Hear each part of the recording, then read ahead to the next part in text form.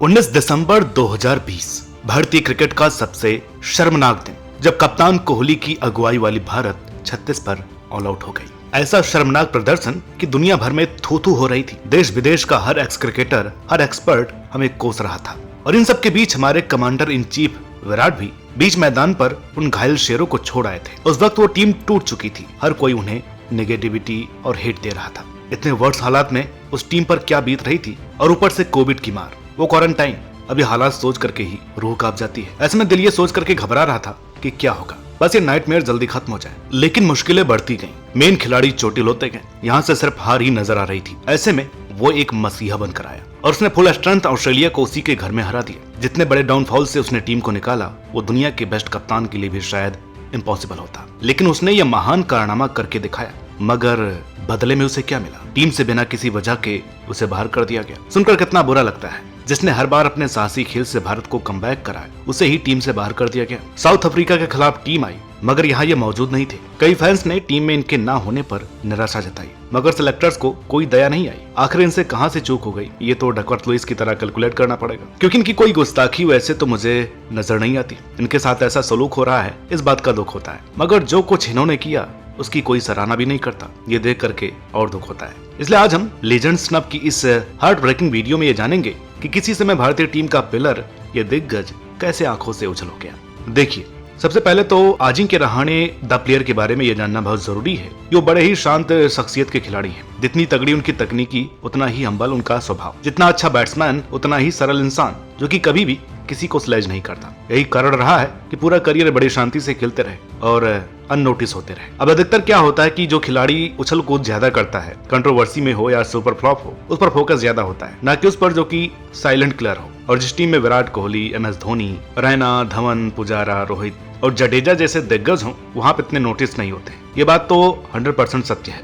यहाँ इनकी बदकिस्मती रही जिसने कई चीजों से इन्हें वंचित भी किया। और रहाणे का करियर जब शुरू हुआ तो ये व्हाइट बॉल फॉर्मेट में काफी अच्छा कर रहे थे। हालांकि टेस्ट में डेब्यू करने के लिए उन्हें काफी इंतजार करना पड़ा।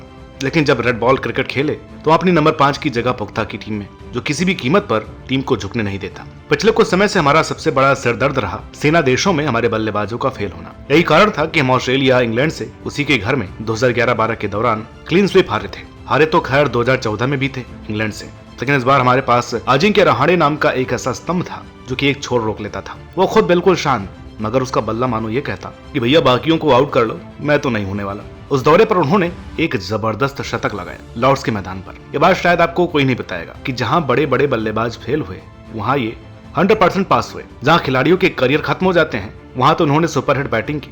पहला टेस्ट शतक न्यूजीलैंड के फास्ट बॉलिंग ट्रैक पर, फिर लॉर्ड्स पर, फिर ऑस्ट्रेलिया के मेलबोर्न में 147 रनों की वो पारी, जिसने उनके टैलेंट को बखूबी हमें पेश किया, जो कि घर से कई गुना अच्छा बाहर की चैलेंजिंग विकेट्स पर खेलता और मैच को एक तरफा ही कर दिया करता, मगर कभी भी बेकारी के रन नहीं बनाए। इनके बल्ले से निकला एक एक रन सोने के भाव होता, जिसने कभी भी टीम को झुकने नहीं दिया। जब जब इन्होंने शतक लगाया, भारत कभी टेस्ट नहीं हारा। जब भी टीम मुसीबत में होती, ये बल्ला तान अपोजिशन और हमारी हार के बीच खड़े हो जाते, जिसे भेदना बड़ा मुश्किल होता। लेकिन टेस्ट टीम में भले ही डेब्यू लेट हुआ, मगर कम से कम एक रेपुटेशन तो बनी। व्हाइट बॉल में कभी भी इन्हें एक पक्की पोजीशन नहीं मिली। किसी मैच में ओपनिंग तो कभी नंबर 4, कभी नंबर 5, सेटल हो ही नहीं पाए। कई पारियां शफलिंग ने खराब कर दी, तो कुछ में ये नहीं चल पाए। एक एक्साइटिंग व्हाइट बॉल क्रिकेटर एक मैच खेलने को भी तरसने लगा। आगे चलकर तो इन्हें व्हाइट बॉल क्रिकेट में मौके मिलने बंद हो गए और देखते ही देखते 2018 के बाद तो इन्हें किसी भी ODI मैच में खेला ही नहीं गया। T20 पर यहाँ कोई सेंस नहीं है, क्योंकि इनका एंकरिंग स्टाइल उस फॉर्मेट के अनुकूल नहीं रह गया था। ले देकर इनके पास बचा टेस्ट। अब जब टेस्ट मैचों में ये खेलते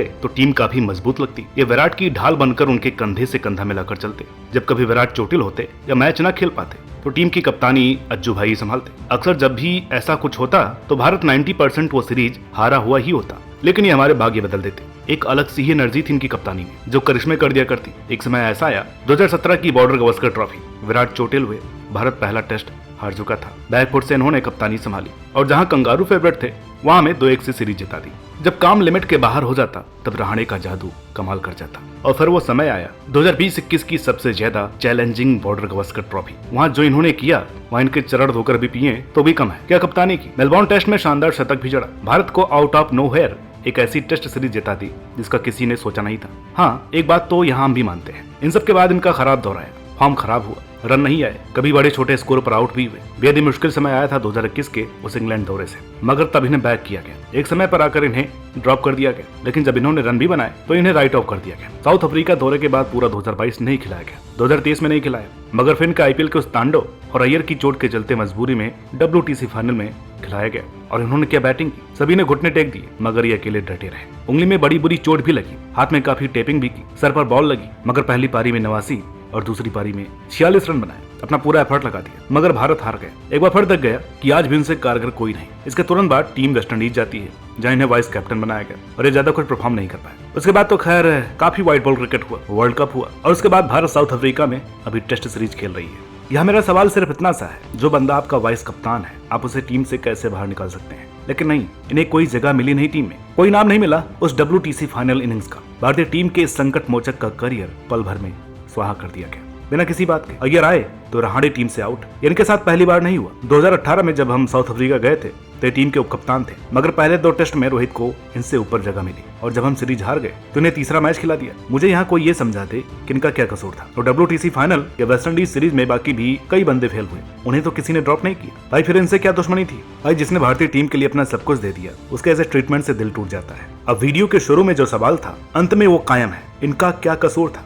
चलिए आप ही कमेंट करके बताइए, क्या ये कुछ ऐसा डिजर्व करते थे? और अगर टीम से निकालना ही था तो कम से कम एक फेयरवेल मैच ही खिला देते।